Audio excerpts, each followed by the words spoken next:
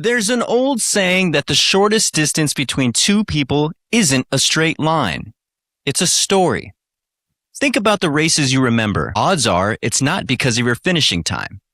You remember the volunteer who said exactly what you needed to hear, the stranger who picked you up after a fall, the sunrise you weren't expecting, or maybe the moment you almost quit, but didn't.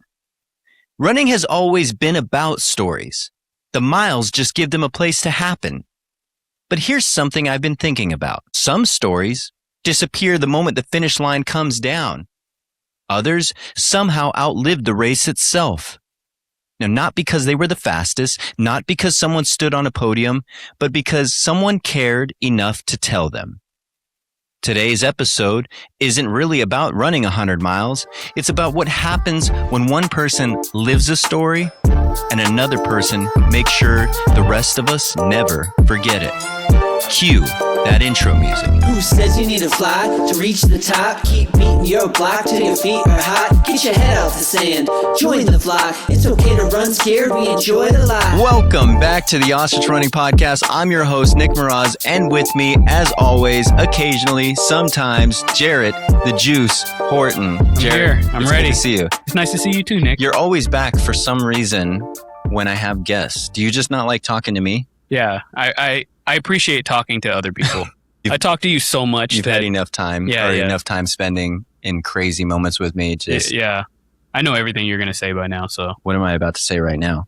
You're about to intro these amazing guests that we have. You do know what I'm about to do. Today, well, we've got some really unique episode planned for you because we're talking to two people who've experienced the exact same race in two completely different ways. Now, today, joining us is Blake Bender, an ultrarunner whose journey to running the Kodiak 100 became the centerpiece of a documentary called Sub 24.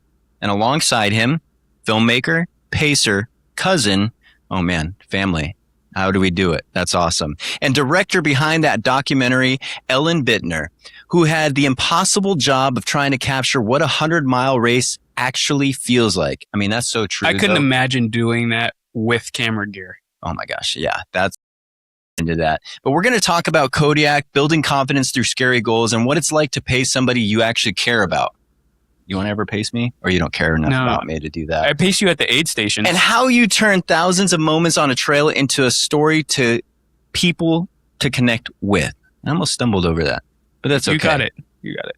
Blake, Ellen, welcome to the show. Please introduce yourself. Ellen, we'll start with you. Hi, thanks so much for having me. Yeah, I'm Ellen Bittner. I've been making movies for a while, and when my cousin got into ultra running, I was like, this is the craziest, weirdest, I never knew people did this distance, so I had to document. Oh, yeah. Blake, please introduce yourself. That's how I felt when I met you. Yeah, but he doesn't document me, unfortunately. I have to, that's a whole nother conversation, different episode. Blake, please introduce yourself. Nice to see you guys. I'm Blake Bender. I'm located in Orange County, Southern California. So we're neighbors, Nick. Yes, we are. I've been ultra running for about 3 years, so still fairly new to the sport. I've been cousins with Ellen for my whole life, though. That's good. It's good to know that you've claimed her. Right. Exactly. The sport has brought us close together again in fun and collaborative ways. So we're happy to be here. I love it. Before we actually get into Kodiak and the documentary, I really have to know, who's the one out of this relationship that's always getting the other person into trouble like this? I mean, probably Blake. I would not have gotten into trail if it wasn't Blake. What are you doing, Blake? You're just trying to bring them all into this Sufferfest with us, huh? Because we can't suffer alone. We got to have somebody come and enjoy this experience with us, right? Was it the same way when you guys were kids? So I think it's reversed, and that's I'm paying back Ellen for all the trouble she got us to with my parents when we were younger. So I see the smirk, Ellen. Karma's come back around to us. Yeah, so I'm the older cousin, and so when we were little, I'm like in the middle of our whole lineup. We have a bunch of cousins, we're really close, and I would basically direct all my little cousins and all these productions, and every holiday we'd make like a new video, and Blake was just such a good sport. But oh man, so filmmaker from the beginning, huh? Wow. Yeah. We're like, Ellen wants to shoot a skit today, and What is Blake dressed as? Right. That's pretty much how it went. When we would hang out casually, it was like, what movie are we going to make today? And what character do we need to find clothes for? Oh my gosh. I love it. We were obsessed with Reno 911. And so we made our own, it's like a sketch comedy show. And so we made our own like Reno 912. And I was Dangle. You were, what was his name? It was like a cop spoof. Do you still have the recording? Oh, sorry. Oh, yeah. Yeah? Yeah, I still got a mini DV tape, so. Yeah, Blake, be careful, keep her happy or else she's releasing that tape. Yeah, absolutely. We'll keep her fed at the aid station. Jarrett has a bunch of stuff from when we used to do film together that I think he's sitting on waiting to release for me, so I have to... I'm waiting for him to get famous. If he tries to leave me, I need to get paid. So. Yeah, so... yeah, I'm going to be blackmailed for sure on all of that. If only we would have had YouTube a long, long time ago, right? Yeah, I know, right? Before YouTube.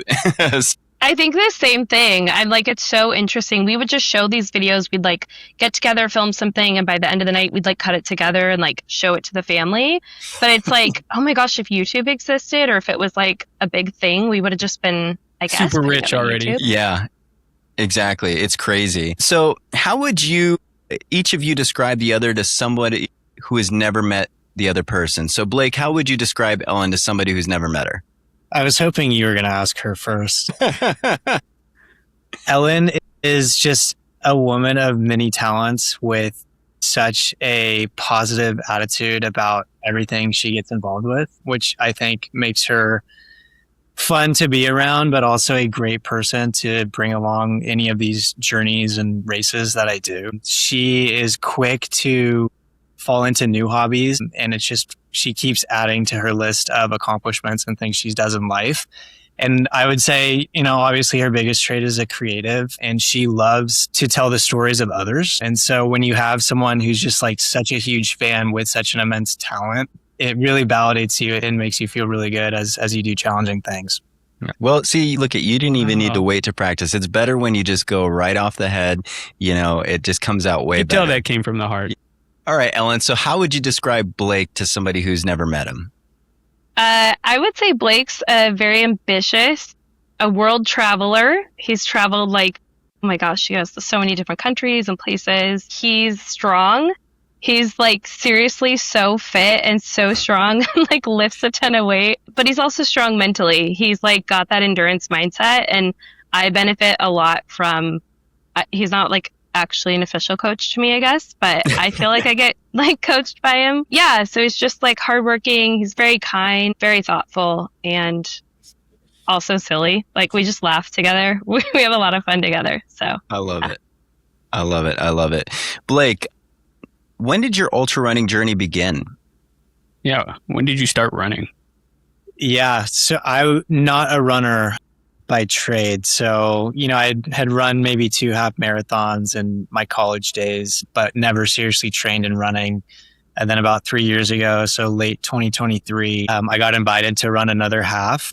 I've always been really into physical fitness and things like that. And so I always had a goal of running a full marathon. And so I used that kind of opportunity and invitation to sign up for a full.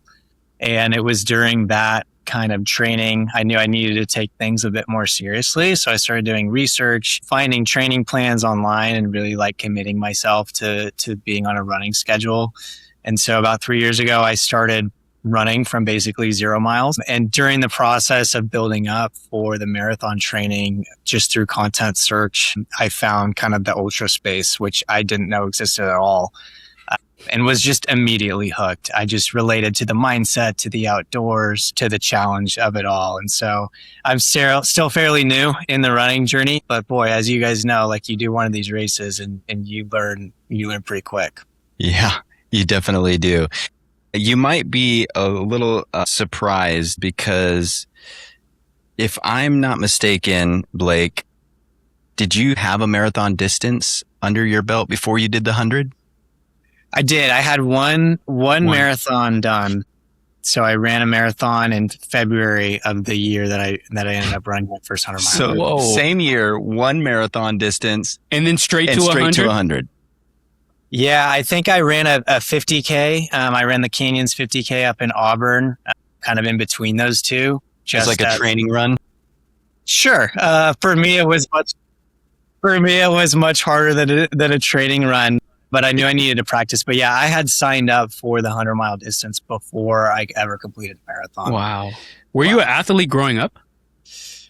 Recreationally, like sports is my background and it's what I do for my day job. And so, I was always around and involved in sports and various sports growing up. And then I went to college and studied kinesiology and started working with university sports teams. So I was a sports performance coach in my past life for about 9 years, but we were very much focused on the strength aspect of sports and not the running or the cardio aspect. And so I went from being kind of like a powerlifting, weightlifting guy into an ultra runner pretty quick here. Wow. You're trying to get buff, right, for your next? It's funny that you mentioned that because trying to get buff is, that's going to be a fun journey. I think most people don't realize how much strength plays such a big role in these ultra like endurance events.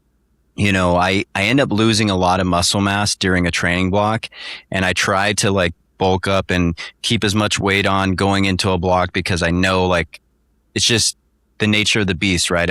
A caloric deficit and I'm losing so much so fast. The next race that I have coming up is going to be a PR distance, and that's 140 miles. Route 66 ultra run. And I specifically am going into this block with a lot more strength training. And I think, I learned from my Kodiak experience that I was doing strength training, but I needed to really up it up because a lot of support muscles and tendons were just, not able to handle that load. And I think most people think that running is a big part of running, which it's really not. I mean, I think I've seen a lot of people find success who are stronger first, strength trainers first, turn runners, and they're able to enjoy it. And I think that's the other thing is you want to have that strength training because, you can finish a race without it, but it's like, how enjoyable is it after the race, right? How much pain are you in after?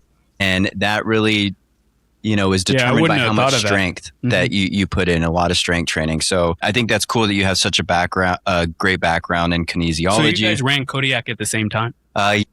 Yeah, 24 and 25. So I ran the last 2 years. Yep. He did it the first one. And then last year we ran at the same time. And you definitely crushed me, but we're not going to talk about that. Well, to be seen, right? Yeah, exactly. But so let me ask you this, Blake. I don't want to go into it yet. I want to actually jump ship over to Ellen. Ellen, kind of to your filmmaker status, I'm just curious, when you're filming somebody like a family member in like an event like this, how do you balance being family versus being behind the camera? Yeah, it's kind of tricky. I think it helps that Blake and I grew up making movies together, and we're both creators in our own way. And so Blake was very much like film everything, like film what you want. That was really tricky, like specifically with the latest documentary, because, it's that fine line of like, this is a moment of like trauma and I should like get my camera out. And also like, this is my family member. Yeah. So it's tricky, but I think just knowing that he was kind of like document everything, there was definitely a lot of stuff where I held the camera back because it just felt like too invasive. But I think Blake's pretty much like, you could film whatever you want. So yeah, we were just joking about this. We're like, don't like, he would just film me dying. And then I'm like, help me, I need water. It made me want to do it. Like, I didn't even think about, I get to just stick a camera in your face while you're suffering. And I'm like, help me, Jared. He's like, don't break the fourth wall. Just, I'm not here. Jared's not here. You got to survive. You would love to film that. You're right. Yeah, that's... Well, I want to know, Ellen, how did you get into filmmaking? Like, you just grew up doing it, and then what other, like, were you into documentaries first, just making films?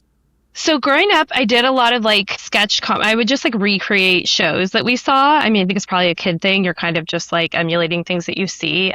We would do a lot of like music video covers, things like that, like MTV TV shows, news reports were like a popular one where we would like make up our own news stories. So a lot of kind of like sketch almost. And then went to film school, went to Loyola Marymount University down here in LA. So Oh, that's nice. what I brought me know. down. Yep. Yeah, LMU. And I majored there in film and TV production. And that's kind of where growing up, I was directing and editing. And then in film school, I really fell into editing where I was like, oh, I really love, like, this is where the story like all comes together. This is where everything kind of, I probably have control issues because in the edit, you can control like the final piece. So it's kind of a different part of directing. Yeah. So, and then coming out of school, I worked at Workshop Creative. It's a movie trailer company. I was like an assistant there. So I kind of saw that. And just, I think it was like the times. I graduated in 2013 and kind of those like mid to late 2010s, like YouTube and all this stuff was kind of really blowing up. And so I ended up landing where a lot of brands want short branded content that's very documentary driven. So I ended up doing like a lot of work for Honda.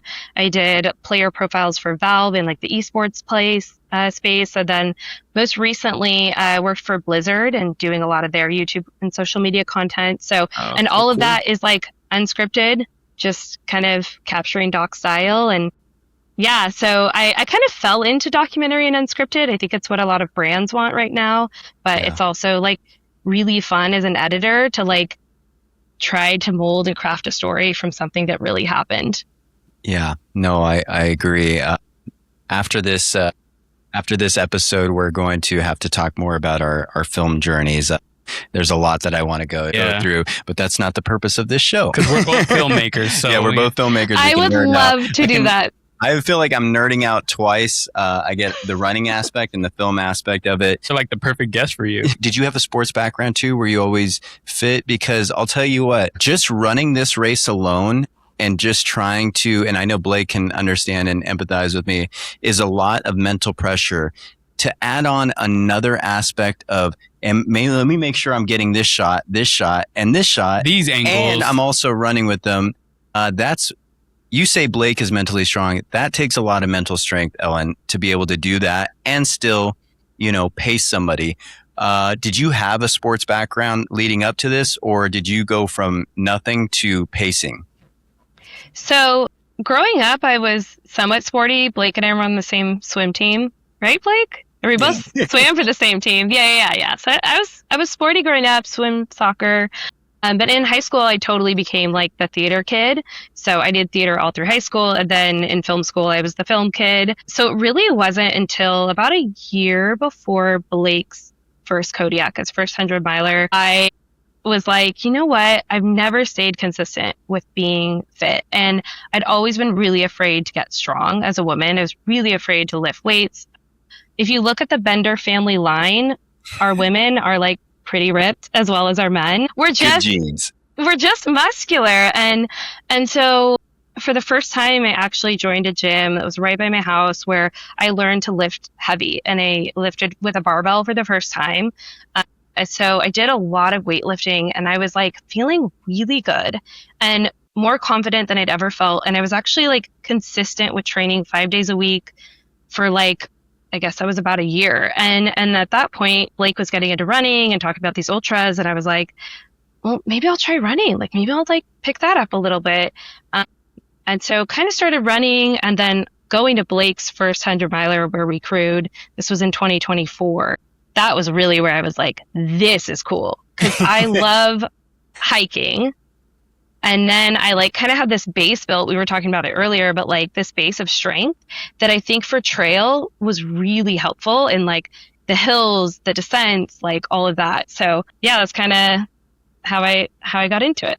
Yeah, that's awesome. Did you ever do training runs with Blake? Blake, did you ever bring her on some training runs to help prepare her for what was about to be at Kodiak 100? To her credit, we actually didn't do any training runs together. Jeez. We certainly talked about training a lot, and as we both like grew in the sport, we would bounce ideas off of each other. But Ellen her fitness journey is a story in itself. Like what I've seen and how Ellen's progressed in that over the past 2 or 3 years is like, it's unbelievable. And she is ripped, by the way. Yes, I know. I was going to say, I've seen your Instagram, Ellen, and that's motivation. You know, it's funny because you talked about like how you started to embrace being strong, right? And this is something I teach my daughter too. I'm like, hey, dude, get ripped, man. Let's go ahead. Like, it's all right. And, you know, I want, you know, my daughter to feel comfortable, like to be strong, that it's okay to, you know, be a young woman growing up, and really just embrace her body. And, you know, so I think that's awesome that you're out there and you're showing the world, you know, strong is good, man. So right. Yeah, Blake said it correctly. She's ripped. Ellen, how many miles did you pace him for? Well, the plan, I think, was 14, and then I ended up going 28. We basically doubled. What? Right, Blake? God. And you never ran a half marathon, a marathon before this? Anything? No, I did. So basically 2024, I crewed him at his first Kodiak. And that was like kind of everything. And up until that point, I think maybe max my long run was like 2 or 3 miles. Like it wasn't very much. But then Blake was like, you know, you should do canyons. Like you should get into ultra, you should run. So I actually did some training. I did like Crystal Cove. I think it was like a 15K or something. It was like 9 miles. Beautiful It was like the longest by the way. Ever done. Yes. Shout out. Yes.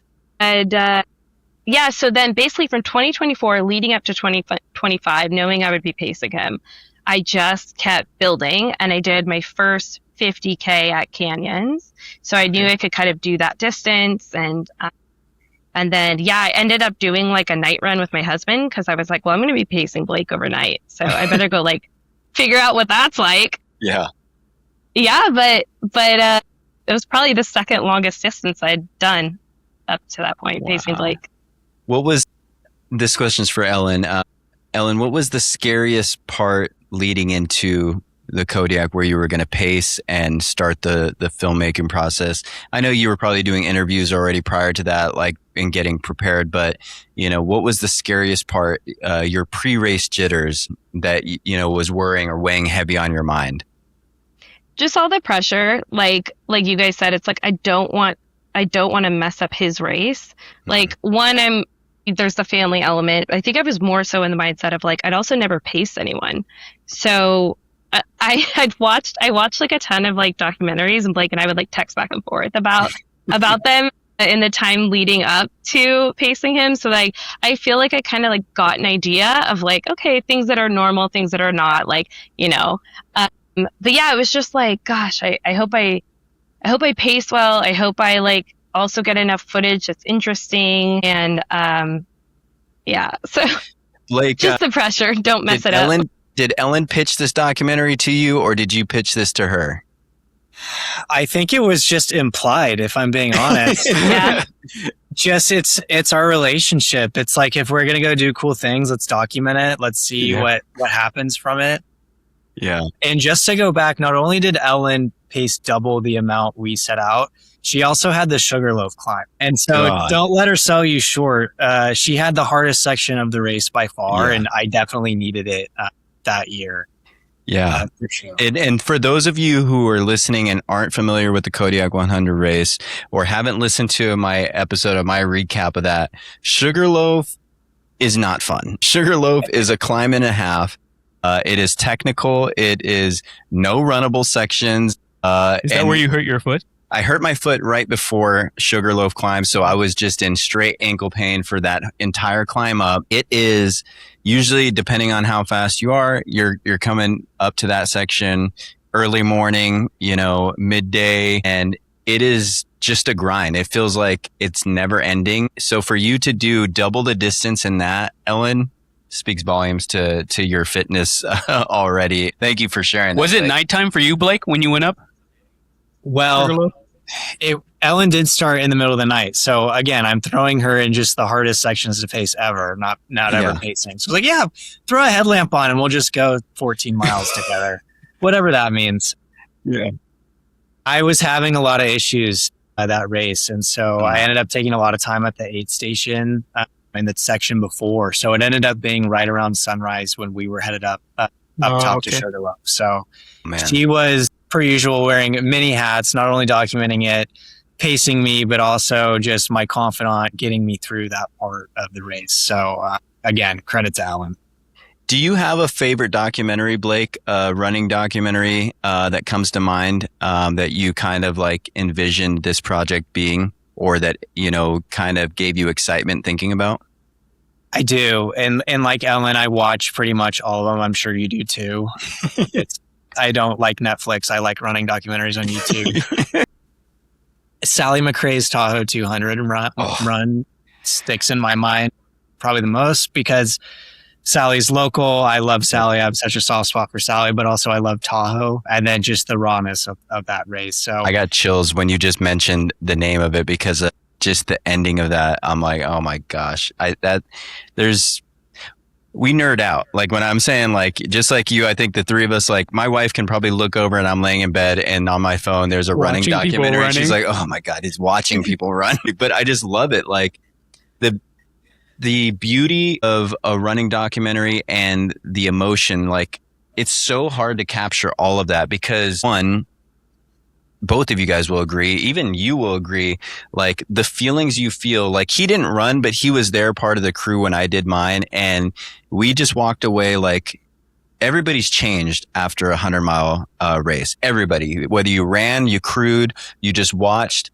It's really a whole movie in a short period of time. Yeah. Like the waves, the waves of emotions that are going through. And, you know, to be able to portray that emotion effectively through a piece of media like film is a difficult thing because when you feel it, like it's unexplainable. So like, that's why I love being able to create something that, you know, gives at least a fraction of what it was, you know, to be out there. So when I hear you say Sally McRae's Tahoe 200 documentary, I think of all these running documentaries that just like bring me chills and have made me want to run races that I've seen. And I'm talking big budget, low budget.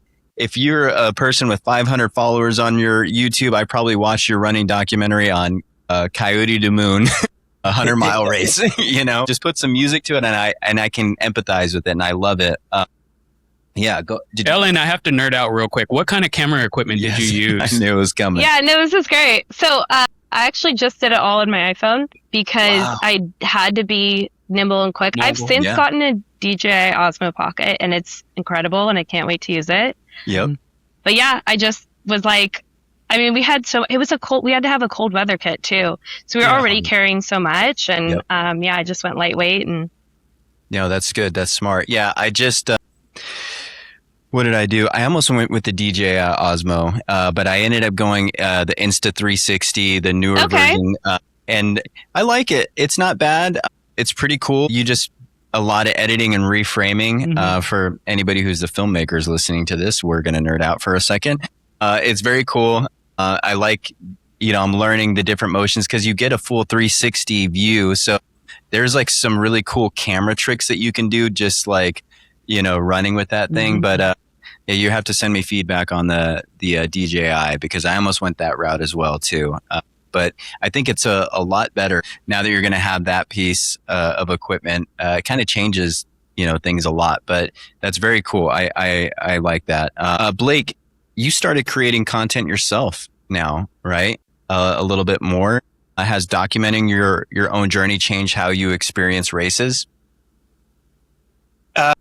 You know, a little bit. I think it's just, I'm pretty focused in the races that I haven't spent too much time documenting my own races. But what I will say is it's been a great experiment and just connecting more to the community, which you guys know is one of the most special communities there is.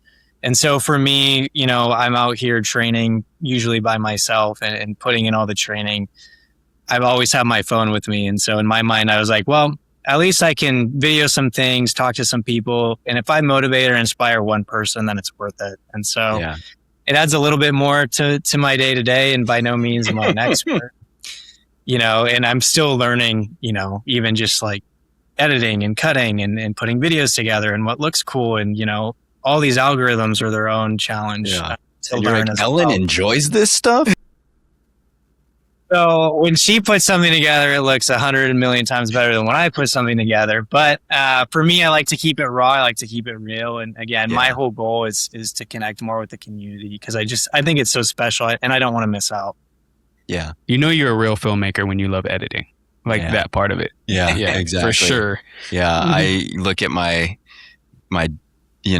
hard drives and everything, just clips after clip after clip. And, the hardest thing for me is starting this brand and being a filmmaker is I want to create content so much, but now it kind of sucks because I've had to turn focus on a bunch of different things, right? Like a business side. So, I was in the film industry. I was in LA. I was working with a lot of studios out there doing mastering. We had a production company together. Then I went back to school later in life after I had my kids for business. And I was like complete shift, but I went into marketing, and marketing was still storytelling for me. So, I got to put what I learned, but now that I'm working on this brand and this podcast and everything, it's like I can't enjoy the editing process as much as I want. So it's like I rush in and I have to edit quickly, and my mind's on different things, but I have so many projects that I would love to work on constantly. Yeah. So, hopefully Jarrett promotes the brand more for me. So it gets more. So then I can go back to filmmaking, or at least putting a vision together. Blake, I had another question. What made you want to complete Kodiak in under 24 hours? Like, why was that your goal? Yeah, I think, I had done it before, and I really enjoyed the race. Like, I just loved the location, the community, the race itself, the trails out there. And so I knew I wanted to do it again. Mm-hmm. I felt the first time I didn't really have, an audacious goal. I just wanted to complete it, which I guess is audacious enough. Right. But, the second time I did it, since I had already done it, I wanted to really, have it myself. I knew that 24 hours was kind of this, pie in the sky challenge for us ultra runners. And so that's kind of what I set my sights on to do. And I felt like I had given myself enough time and familiarity with the sport to get my fitness level there. And so I felt like it was audacious, but achievable. It was an excuse to go back, really, is what it comes down to, because I just loved it so much. And I'm a person, a lot of signing up for these races is to keep myself super motivated in training and to instill a healthy sense of fear in me that there's a big challenge coming and I need to be trained for it.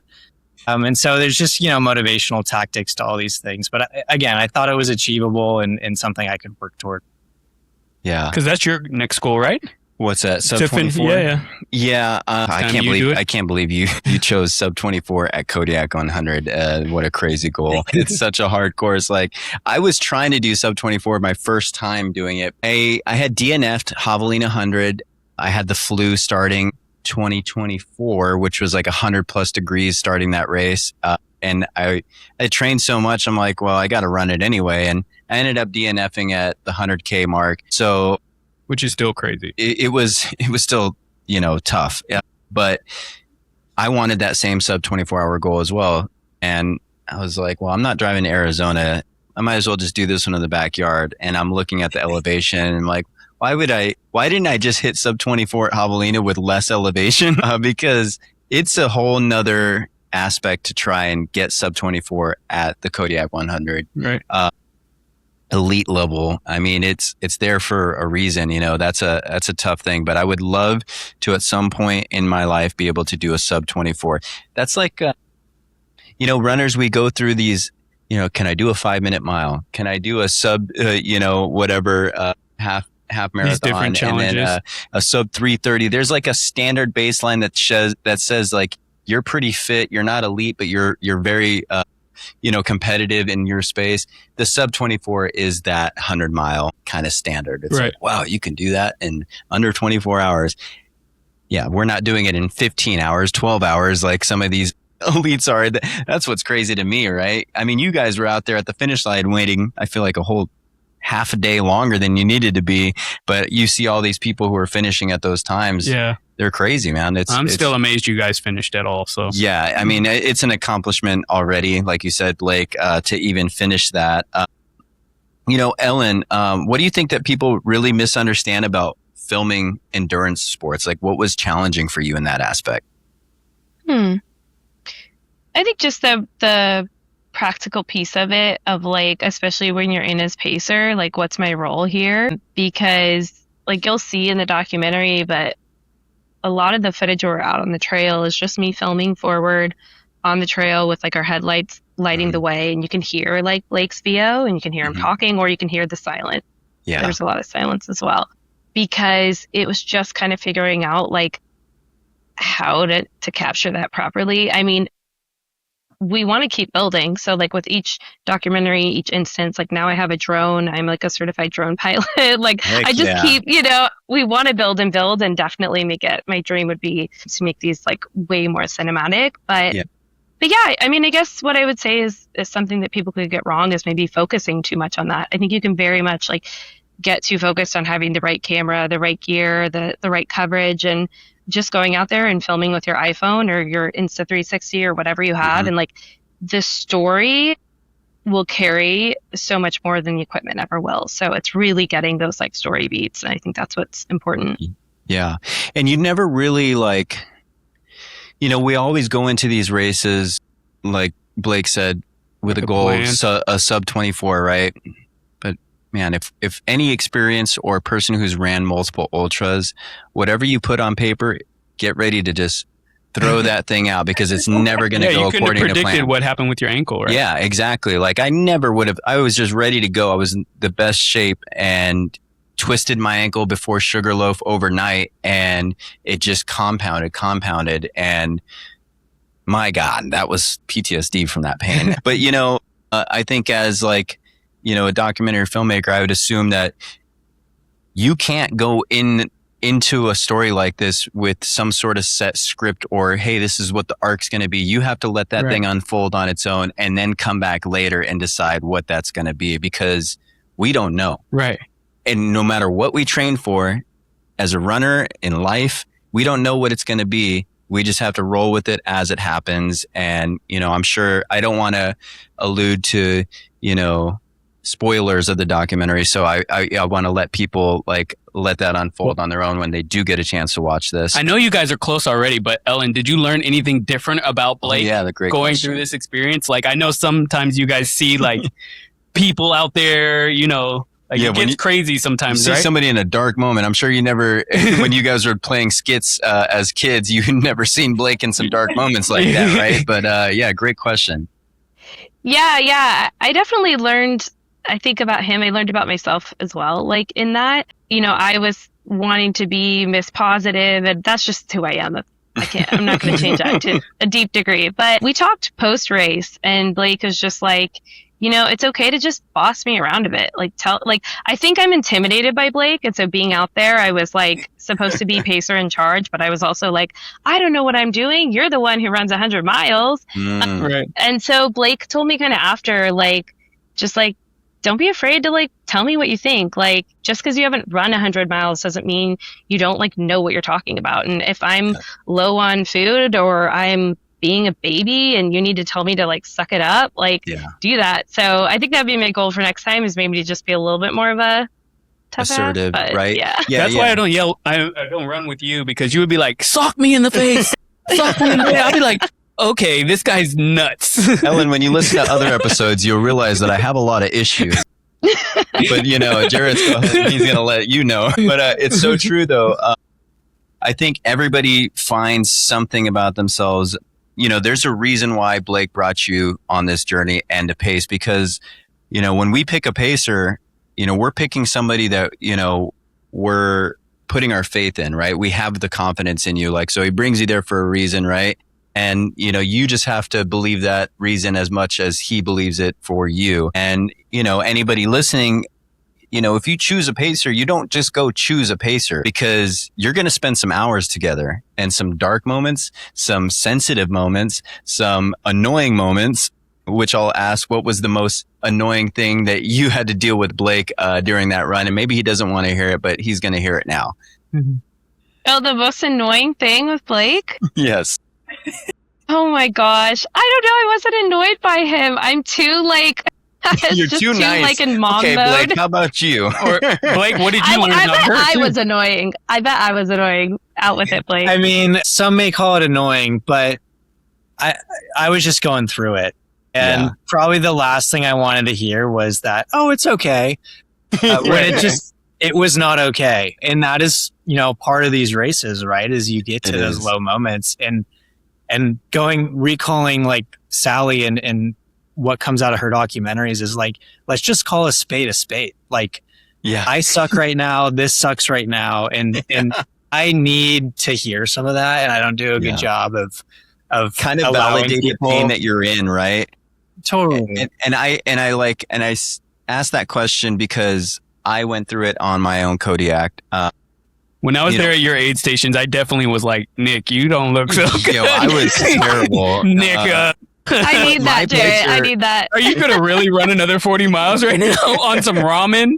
And my pacer is Mr. Positive. And he was a friend I was in high school with, and he's like, we're gonna do this, we're gonna do that. And my annoying part of what I experienced, and he can hear this because we're like brothers, and it doesn't matter. But he was like, don't give the pain a voice. You're okay. You don't feel pain. You don't get tired. I'm like, you know what? And there might be in a clip in one of the interviews that I put on an episode, but I'm like, I'm going to give this thing a voice. This shit hurts, man. I don't feel good. I don't want to hear that I don't feel this because I'm feeling it right now and it does not feel good. I'm going to keep going, but dude, stop saying I think there is no perfect thing to say. Yeah, there's no perfect thing. I can't be like, I don't think you look good either.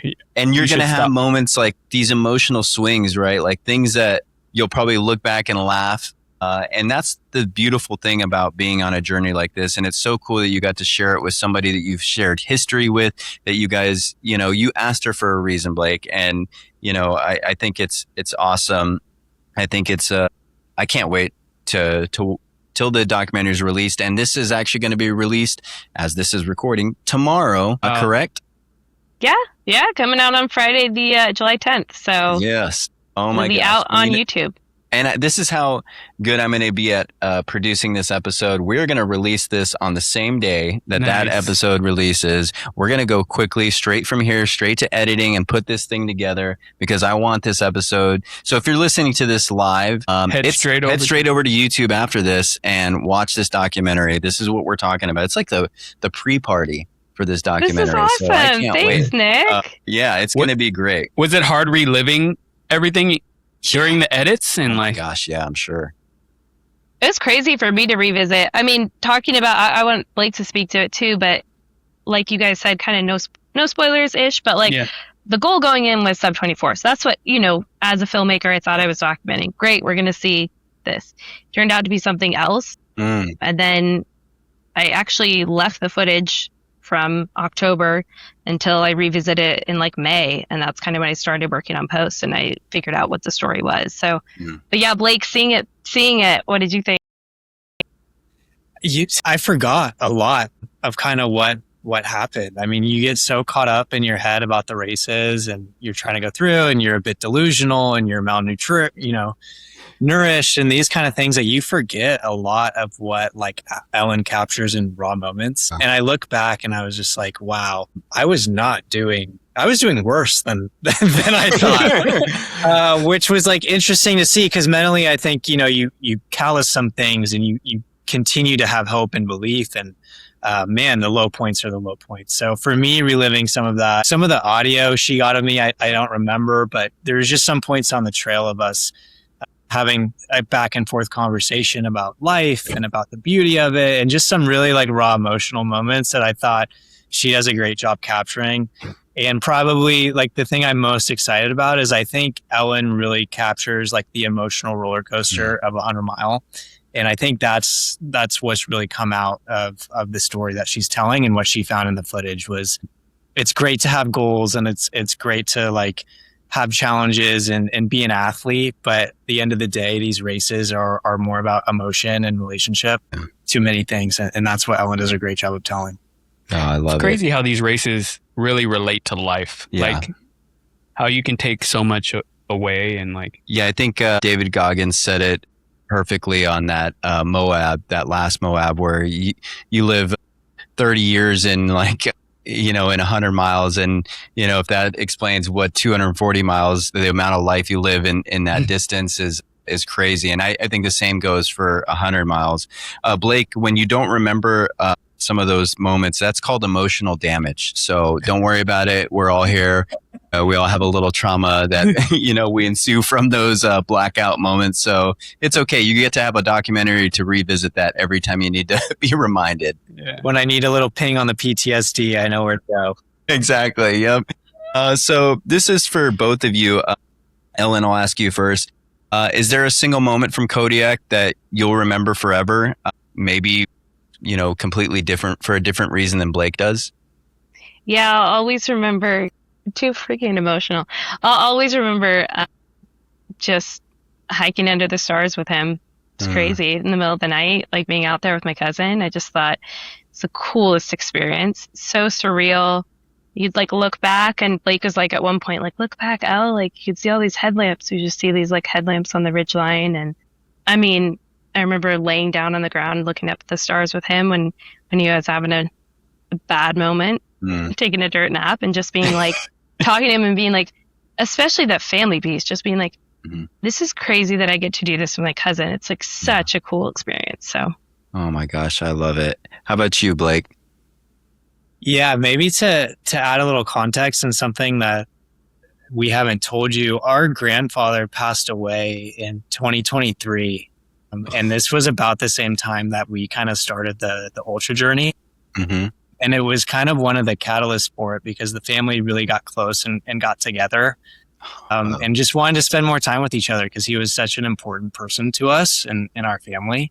And so that's when all of this kind of started. So I think getting back to like a very raw, emotional, like family moment with someone you care deeply about and love as a family member was really, really cool. So I remember laying under the stars, just trying to fall asleep. Ellen remembers this beautiful sky. I'm like, I couldn't even tell you if there were stars out. I have no idea. I was just trying to. He wasn't pointing at the car. He was like, get these lights out of my face. Turn your headlamp off. I'm trying to. But no, I mean, it's just, it's just all kind of comes back together. And I think like, one of the things I think about emotionally so much during these races is our grandpa, Ellen. And so, gosh, I'm going to get emotional talking about it. But I just think it's cool. Yeah. Yeah, it's basically because we grew up doing all these films and stuff and we're super, super close. And it's just life. You kind of grow up and you grow apart and, people go off to school and everything. And so we really didn't keep in touch too much. I mean, the family's close, but not compared to like, we grew up basically as siblings. And so then when my grandpa passed away at that funeral, we kind of reconnected and I learned like, I don't know if it was around that time I learned like Blake's doing these races and stuff. And I just like, we've actually lived close together for a little while. And it's like, you're in Newport Beach, you're an hour away. And I'm like, I'm going to make an effort to reconnect. And I think that's important in like a lot of relationships in our lives. Like it's never too late to like reconnect with someone. And the past couple of years has been like so fun just being, more intentional. I think it takes intentionality. That's beautiful. Yeah. So if you're listening to this and you have a cousin, a sibling, a friend that you've lost contact with, this is your sign to just go reach out and say, hey, because, you never know what kind of stories are still waiting to be created together out there. Are you talking to someone personally, Nick? You're already right next to me, so it's okay. That was actually similar to what we had, and reconnected on this journey. Really? Went down the whole path. We were filmed together, we worked together, and out of the blue, I just show up. Yeah. Hey, you want to come to my kid? You have kids? And now he can't leave, he's got to go on these journeys. You definitely like any distance really, but I'm saying this to this story itself. You feel some emotions on 100 miles, whether you're running it or pacing it, looking at it. Like I can't even put into words, to be honest with you, like the raw emotional space that you are put into when you're doing an event like this, because you're pushing your body to a limit. It is like a walkabout, like going out, you're finding a spiritual journey within it. Right. I had a spiritual journey moment, like in my own, just like tears falling. Like I'm not an emotional person. And that was always the joke was like, will Nick eventually cry? Will Nick eventually cry? And I've always been so like emotionally disconnected, but like there was a moment there that I just like the tears started flowing. I'm like, oh my gosh, I can't believe I'm 80. I think Cody sent you the video. Yeah. I had just gone through the most extreme pain in my life, and I was still going through it. But it was that section when you're running after Sugarloaf and you're running through the neighborhood before you get to the ski lift. And I was just like crying. I'm like, oh my gosh, I was just in so much pain. And how did I even find a third win? And I'm rolling through this neighborhood. I was like, this is amazing. My body's amazing. I'm so grateful for this. And, you get to the bottom and then you cry for different reasons because you have to run up an entire ski lift again after. and then you're just like, no more hills. Please. Yeah. So yeah, I love it. Thank you guys for sharing that moment with us. That's awesome. Blake, so, we talked about Leadville is next, right? What's different about, training for Leadville compared to training for Kodiak? Is there any difference? Yeah, I just think the aura about the elevation and the climbing, and it's just a different landscape. And it's not something I can replicate in the backyard really. And so I think there's a healthy pressure there with altitude specifically, and you hear stories and you don't really know until you get up in the mountains how your body's going to react, right? And so I think one thing I focused on is doing a lot more climbing and descending in my training. Luckily, I moved to a place where there's a lot more hills, so I just get a lot more of that on a daily. But I think the second thing is to kind of make up for some of that climbing and altitude. I've been doing more volume. So that's kind of the biggest difference in training. And that's easy to say as we go through the sport is to just add volume. But for me, it's just it's a factor I can control that'll hopefully, build a big enough buffer for me to perform well at Leadville. Yeah. And heat training is always the poor man's altitude training. So it's a good thing we got plenty of heat here. It's not Arizona heat, but it's still hot enough for us to complain. I can tell you that much. It's been humid recently too. Yeah. It's been really good. How long is that race? That one's 100 mile. Another 100. Yeah. Mm-hmm. But we've done several histories, I know you remember all the history and races because you're so into ultra running that you think I'm about a soccer player too, Ellen. So Okay. Yeah. Jared, I love your commentary, by the way. Like, I just love the little. Wait, how long is that one? Yeah. I keep forgetting all these names. Yeah. That's great. Yeah, he goes, the Barkley, Leadville, whatever. I'm just trying to make sure Blake stays at 100. I'm like, 100's good, but when you guys start stepping up into the 250s, and I'm just like... Oh, look at, I see Blake. Yeah, he's just like... Here we go. He's like, I'm ready. Funny you mentioned it. No, yeah, we're in the Tahoe 200 next year, so... Yeah. So you got selected, huh? I did, yeah. I actually was selected for this year, the 2026 edition. But ended up deferring it because I also got selected to Leadville, and I wanted to put enough, respect on both races and not think I was elite enough to do them so close back to back. Yeah. I feel like you guys go 100, 200 across the state. Like, and then we're like, a country? Right. Yeah, Nick, I actually need some crew members for my cross country run in 2 years. So if you're... Dude, are you going to be doing it? No plans yet. Well, we'll see. You heard it here first, and we'll look back at this podcast episode and be like, yeah, that's where the idea was for sure. Are you guys the only two runners in the family? My husband's into it. Okay. Our cousin Nathan, Kelly had a run. So here's the one of the cool things, and probably and I'm not saying this as selfish, but I think my greatest accomplishment is we've had 7 family members start a running journey or complete a running race that weren't runners previously. And so was it last year, 2025 Canyon? Oh yeah. It's your dad too. Canyon, 7 of us did the 50K. Dang. And I think 5 of us, it was our first ultra ever. And so it's been a really cool, we're from Northern California originally, so it's kind of in our backyard. We would be remiss to not shout out our cousin Nathan, who actually ran ultras before Ellen and I did. And he would be so upset if we didn't mention it. Nathan, the OG, way to bring in the family, Nathan. It's all because of you. We got you, man. It's been really cool. And Ellen's husband, Brian, has just been on his own journey and gotten really into it too, which has just been so cool.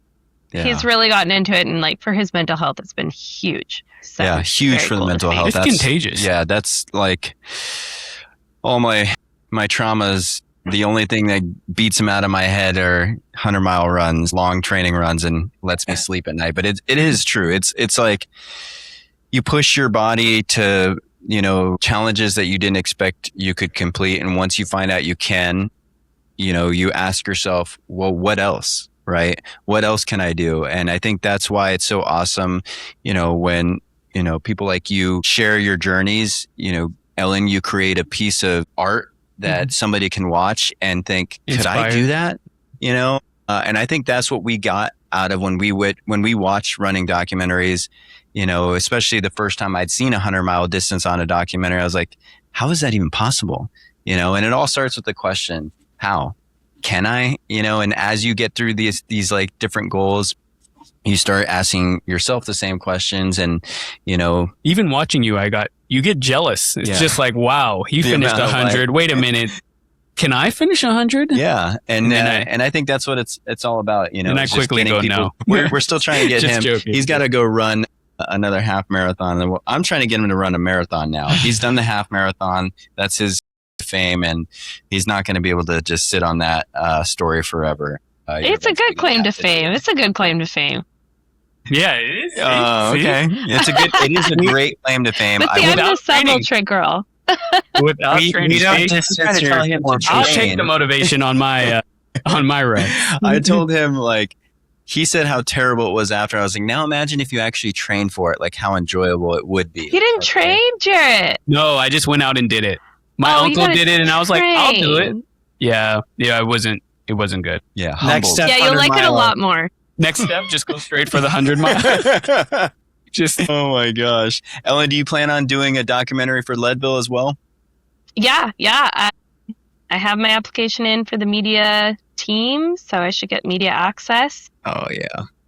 Yeah, that's, again, we're just watching the fire closely. But if it's not that, I'm going to just keep documenting other races. And Are you approaching this differently, or do you feel like a new sense of confidence now that you were able to see what it was like?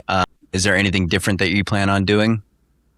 Yeah, I think I got some, like I talked about tools wise, you could do a lot with your iPhone and like a lav mic, little wireless mic. But I did get a few more tools, and I'm excited about that.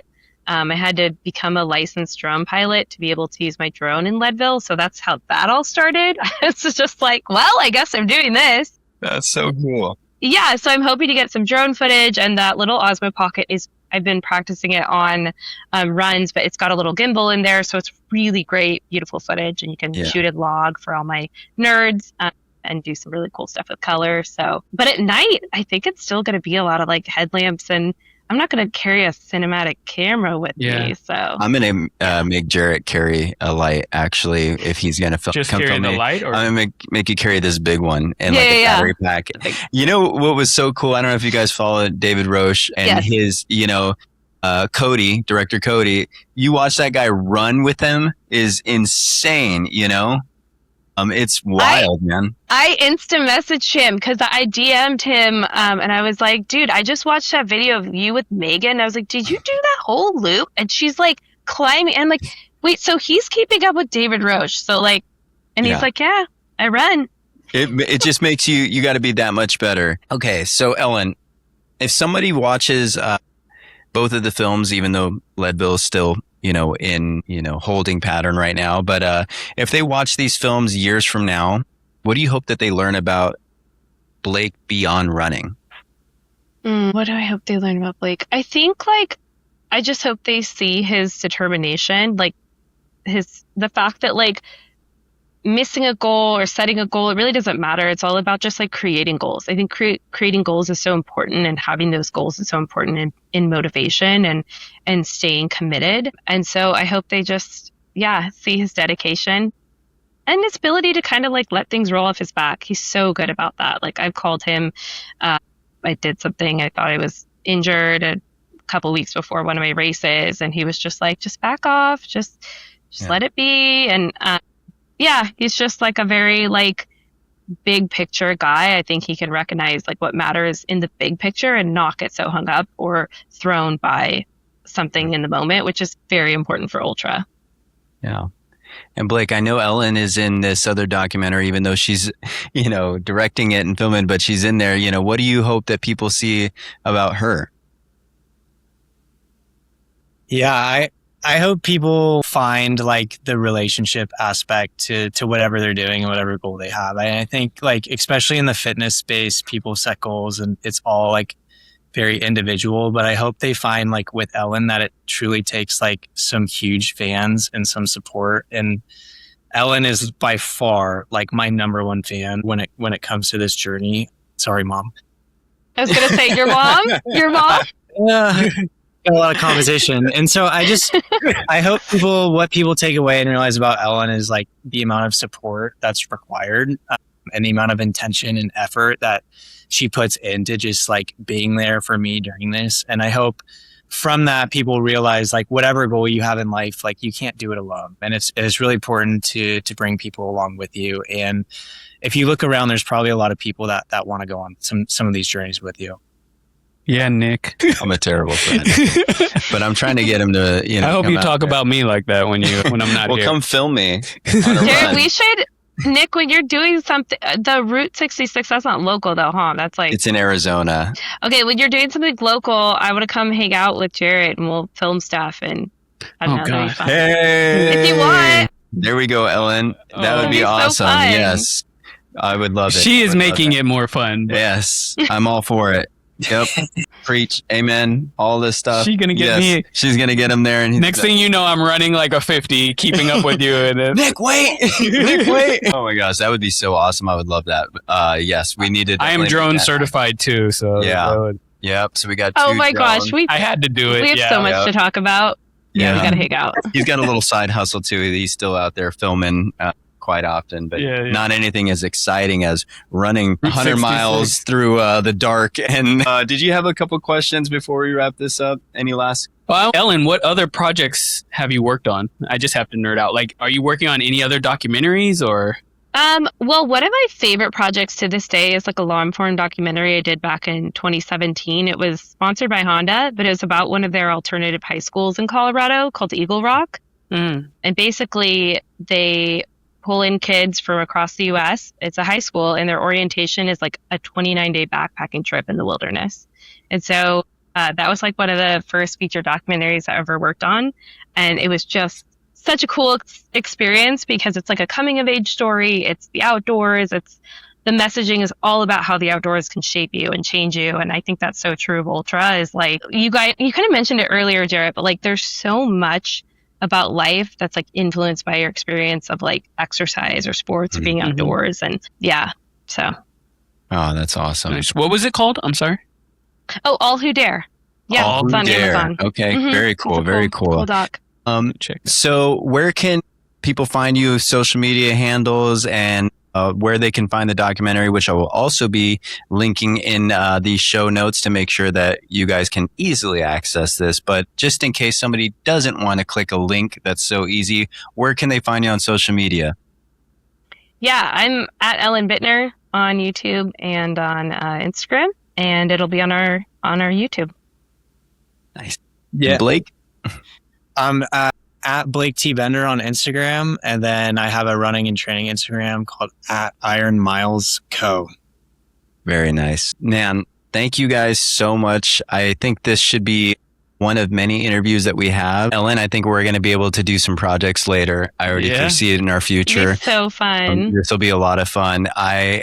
This is like what's beautiful about this running community. Was it Whiting Ranch, Blake, that we met? Yeah. We were just doing an aid station at a trail race, KH Races, Whiting Ranch trail race.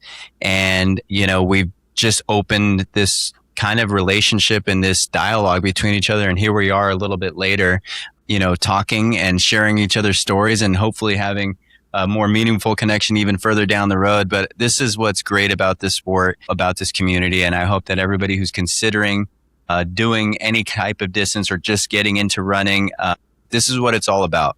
We're here to support each other. We're here to lift each other up and share these stories. And, you guys, I'm so grateful for you coming on, sharing your story. I'm excited to watch the documentary. I can't wait to continue our relationship together. Well, that's another episode of the Ostrich Running Podcast. Wow. It's always amazing. Great. It's always great. I love that story so much. I think everything we love rolled up into we got spoiled today because we nerd out on film and I nerd out on running. I'm trying to get you to nerd out on running. And, why can't you be more like Ellen? She plays soccer too. And just film me. Yeah, because I think Ellen loves her cousin more than you love me. Thank you for listening to the show week after week. Sending us messages of support because obviously I don't have love from this man right here. Why couldn't you just be a table tennis player and then I would document everything that you do? Why couldn't I be Marty Supreme is his question for me and just play table tennis. Thank you guys for sharing your messages of Not only am I going to have to run, I'm going to have to film you now. We're going to wait. Thank you, Ellen, for setting the bar higher for this individual. I really appreciate it because now he's going to look like a very bad friend. Yeah. But thank you again for listening. We will see you next week. Cue that outro music. Waka! Who says you need to fly to reach the top? Keep beating your block till your feet are hot. Get your head out the sand, join the flock. It's okay to run scared, we enjoy the lie. I'm an odd kid, like an ostrich. I got a pod, kids. Here's a topic. Blaze your own trail, don't be cautious. 2 birds, 1 stone's how I rock it. Can't make an omelet without breaking a shell. But this egg grew up, now I'm raising hell. Haters gonna hate, yeah, they pray and you fail. So put in the work, whether pavement or trail. The grades fell down, but they got to the feet. Run your own race, put this pod on repeat. Shake your tail feather, keep nodding your beaks. Ostrich gang, or you're not my peeps. Who says you need to fly to reach the top?